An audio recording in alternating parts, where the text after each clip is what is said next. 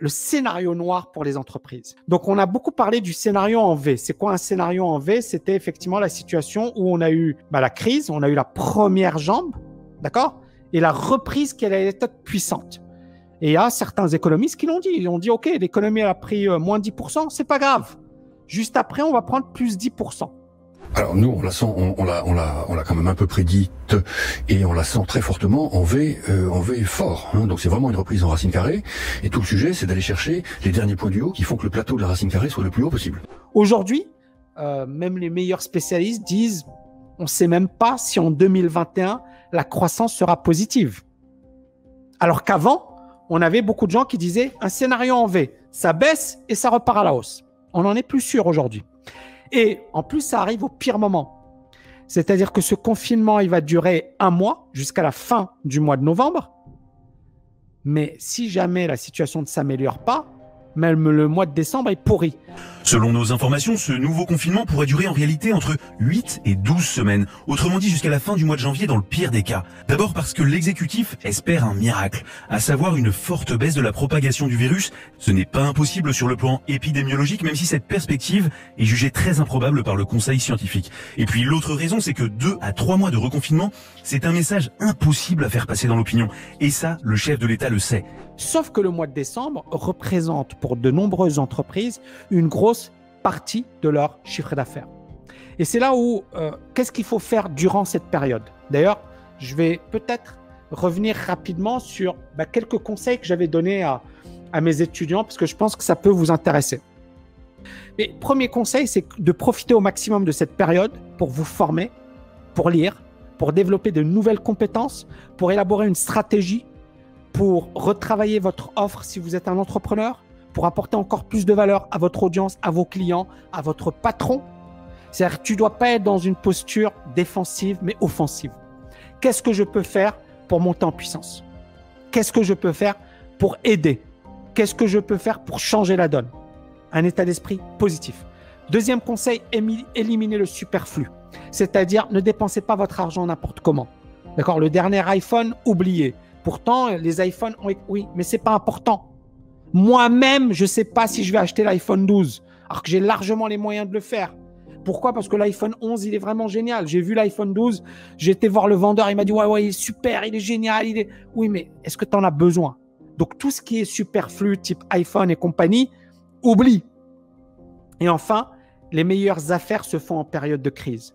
Mais il faut avoir de l'argent, il faut avoir du cash, il faut avoir une bonne préparation psychologique et avoir bien évidemment tout ce qui est capitaux et compagnie. Et beaucoup de gens, durant cette période de crise, en fait, ils ne sont pas préparés. Ils ne sont pas préparés psychologiquement, ils ne sont pas préparés financièrement et ils vont faire du grand n'importe quoi. D'ailleurs, il y en a qui ont investi sur du Total au pire moment, qui ont acheté du Air France au pire moment, qui ont acheté et qui perdent aujourd'hui gros, qui perdent 30%, 50% de leur investissement. Et malheureusement, ces personnes, en fait, elles ont acheté à quel moment? Elles ont acheté là, d'accord? Vous aviez beaucoup d'influenceurs qui vous disaient « Tammy Kabaj, il est nul, il vous a empêché de gagner de l'argent, il fallait me suivre. Suivez-moi, achetez !» Et il y a beaucoup de gens, ils se sont dit « Ouais, Tammy Kabaj, il est nul, je vais acheter. » Et malheureusement, il y a beaucoup de personnes qui l'ont fait. Et voilà, bon, après, voilà, vous êtes majeur et vacciné. Mais ce que je veux dire, c'est que beaucoup de gens m'ont insulté par là parce qu'ils m'ont dit, Tammy, tu racontes n'importe quoi, etc. Et puis, Air France a fait un plus bas historique. Et entre ce plus haut et là, Air France a perdu 57%, d'accord, en quelques mois. Puis bien évidemment, pour ceux qui avaient acheté Air France plus haut, parce que moi j'ai des étudiants, ils me disaient, Tammy, tu en penses quoi? Je leur disais, il ne faut pas toucher cette action.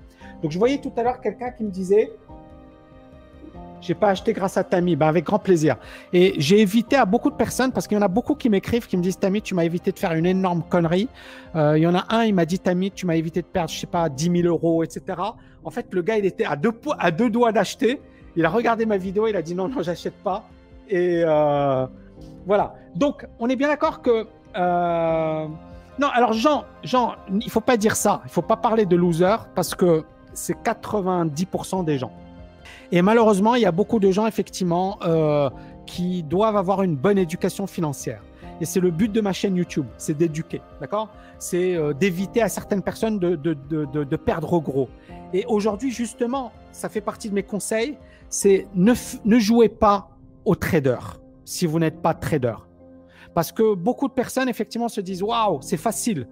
Et en fait, elles se retrouvent avec moins 50%, moins 60%, moins 100%. Et le problème, c'est qu'Air France, on ne sait pas. Il y a quelqu'un tout à l'heure qui disait « Ami, j'ai perdu 50% sur CGG ». D'accord? Il l'a acheté à 1. Il l'a acheté à 1. Ça vaut maintenant 0,45.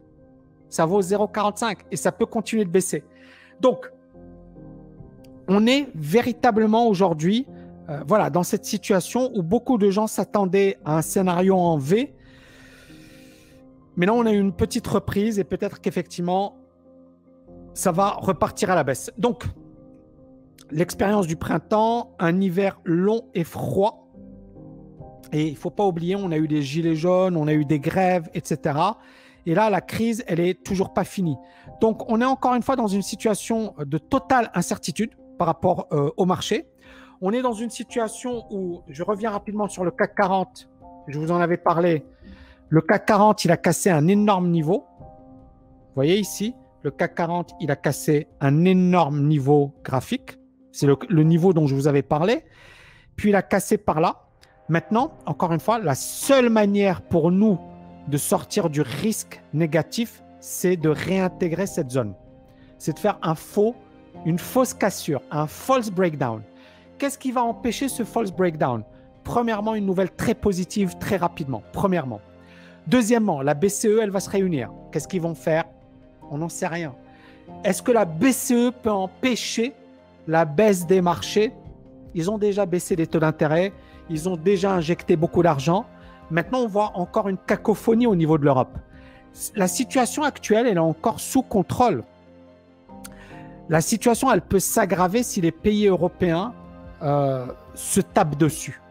C'est-à-dire les Pays-Bas, l'Autriche, qui dit nous, on ne veut pas, etc. Et qu'on ait un vrai fight où l'Allemagne et la France qui rentrent effectivement en période de conflit. Pour le moment, l'Allemagne, elle a bien joué le jeu, mais l'Allemagne était bien mieux gérée que la France, beaucoup moins de dettes, chômage plus faible, etc. L'Allemagne a bien joué le jeu.